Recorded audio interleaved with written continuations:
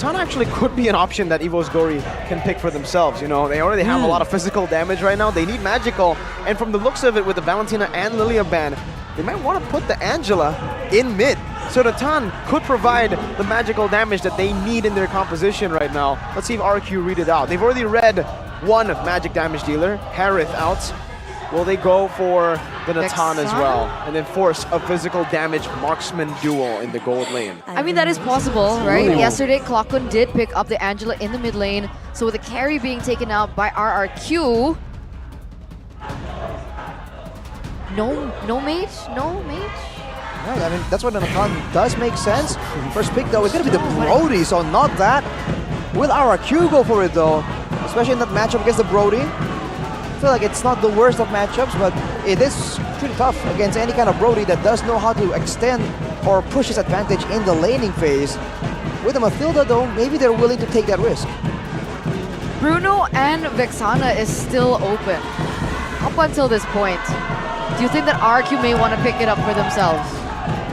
I think Vexana, I think they will have no issue. I think it works well over here. Provided they take the sprint, though. I feel like if Octa goes for the Flicker or the Purify, won't be enough against this kind of composition. It just runs you down. You need to be able to just keep up, right? And run away from this danger. So what are we waiting for? Oh! Okay, completely different here.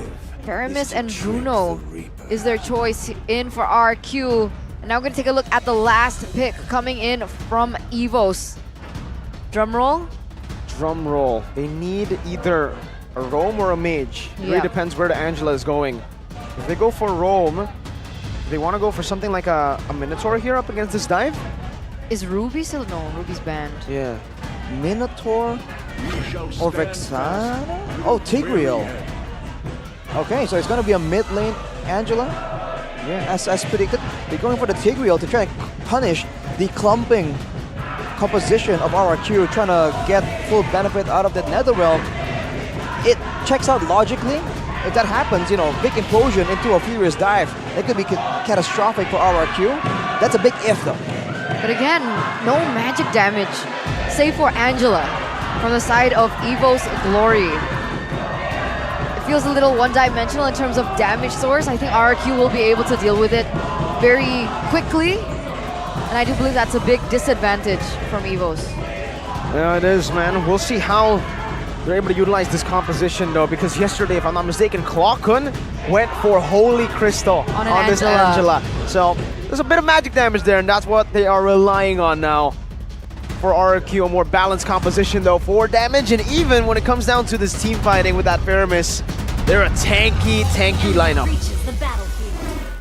Can EVOS Glory force a third game in this best-of-3 series in the Classic Derby? Or will RRQ retain history and once again prove that they are the conquerors of the White Tigers? Ladies and gentlemen, welcome to game number 2 as we jump into the Land of Dawn. Already seeing Annabelle with the clear advantage right here. The jungle needs to stay strong right there because he is responsible for dealing damage as well with a true damage, Annabelle.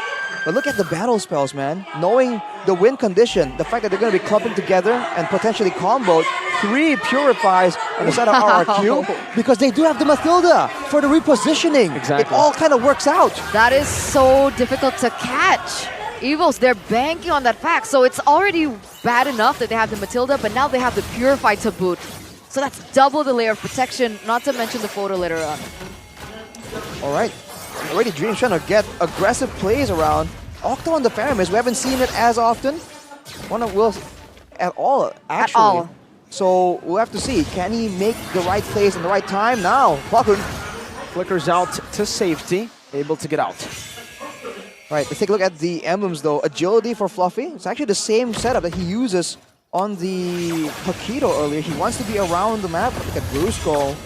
Not as aggressive as the Arlet, but if you look at his emblems, he's trying to go fast and have as many spells available as possible. Wilderness Blessing and Inspire. So utility is the name of the game for RRQ, and they're relying on just 1 or 2 people to really output that damage. Yeah, he really wants to be able to utilize the Guiding Wind as much as possible in order to weave in and weave out of these team fights. And EVOS Legends, that's exactly what they don't want, right? Because they're relying heavily on their resource. But once their resources are taken off, that's when RRQ can actually go in for the re-engage when they do enter these team fights. Brusco already circling up here in the top side of the map. Octa as well. It looks like a fight is about to ensue. Ooh, in the bottom lane as well. Might be a solo kill here in that bot side. There's a Black Dragon form used up by Fluffy. Onto the back with a Petrify and also an Implosion. No Purify used up already. It's going to be a good NetherRealm that saves them for now. Brusco with the Purify earlier. And even down below, it's Skylar with the Purify and the Recall. EVO's Glory on this turtle as the Mathilda recalls back. I must say, that's a great play by EVOS to really burn out all the resources. But they also used the Black Dragon form as well as the Hard Guard. So both teams really back away from it, waiting for the next opportunity for plays to come. And I feel like without that surprise factor, the fact that EVOS went for it so aggressively, RRQ does have the advantage. Unless, of course, they're moving towards the bot side. Brusco sneakily moving away to the gold lane to try and get something there for Skylar. Yeah, it does look like there's a difference in priorities right now for RRQ. They don't want to do this head first. It looks like Irad is a level below Anvil right now. I don't know if they want to go for the 50-50. Turns out Brusco is coming back on top. Turtle already very low. Shield Unity and an Implosion from Dreams. Annabelle will be able to win this out with a Furious Dive on it too. Right into the Spear of Alpha, and they get shredded down. Dawn trying to run away with the Brave Smite as well. Able to bounce off, but Annabelle will not decide to chase it down. They will just be happy with the Turtle. That's Irad taken down and a Turtle. So a big win for EVO's Glory. Like you said, Eterna, Irad was a level down, but they still went for it despite not really being in position. And even one of their biggest strengths, the repositioning. Oh, Brusco though goes in. Circling Eagle, but a defensive Spear of Alpha from Annabelle to get out. Flockhun just dealing a bit more damage over to Irad, and then chooses to back away. Brusco though is here with the help of Octa. Forces a Flicker out from Flockhun in the bottom lane. 1v1 in the lane continues. So far, Natco has been able to get the better of Skylar. I was about to just mention the fact that Brusco on the Mathilda, RRQ hasn't really been playing around this guiding wind as efficiently as they could. In fact, when the Mathilda arrived to that fight earlier, the guiding wind was on cooldown, I believe. So that's something they can fix, right? Because they went with all the Purifies, knowing that they can rely on that guiding wind. So when it's used and where it's used will be so important for Brusco to decide before the fight even happens. 4 minutes in, 5 minutes in. A 2.5k gold lead for EVOS so far. We'll take a look at the disparities in items in just a bit. And mainly, the Flash of the Oasis finished for Flockhun. That means that the fights are going to be really difficult for RRQ to come on top of, because they can survive and sustain from the damage themselves, but the damage output will be so limited, especially with the two main damage dealers, the CC and the Bruno, still pretty weak on items, right? One item isn't really enough. Top though, Vengeance already from Dawn, and it's Fluffy with the help of Flockhun up top to pick up a kill on Dawn. There's going to be a lot of pressure on that turret. Flockhun staying there because he has the Hard Guard, will be the one split pushing in this game. Now Dawn off the board. It looks like Bruce was going to go for an engage. Circling Eagle over to Dreams. Flicker out to safety. Defensive Flicker, but Irad has used the Poisons. Fluffy on the mid lane. And the tier 1 up top taken down by the Angela. And that's just it. We can see now EVOS, they don't exactly commit onto this objective though, but Angela's still pushing, Flockhun's still pushing in for maybe another turret if RRQ don't answer this.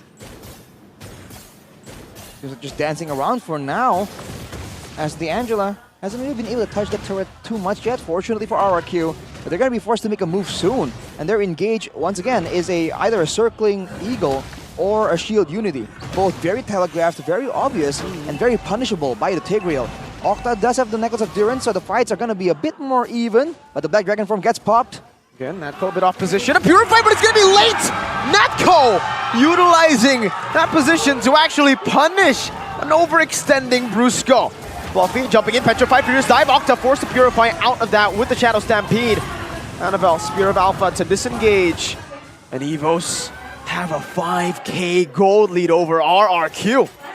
I mean, we knew that EVOS are going to be stronger in the early game, but they're really pushing the advantage.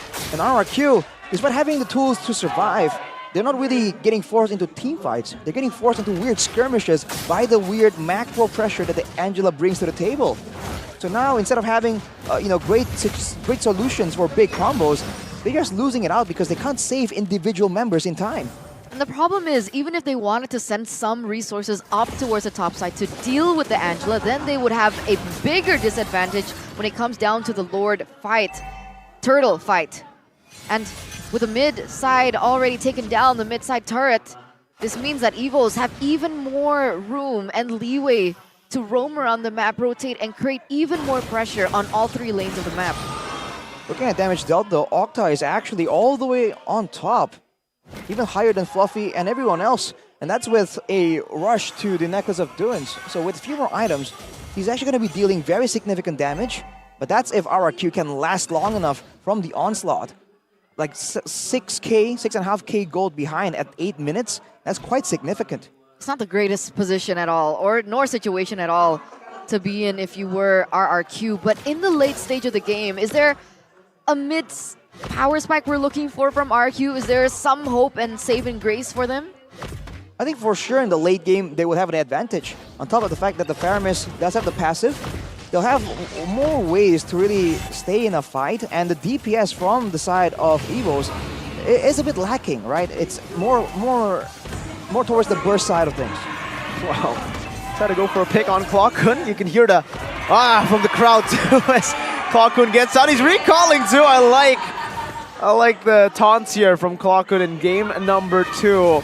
Annabelle soloing the Lord. I guess this is an advantage that you have when you have an alpha on your team. Crazy clear speed.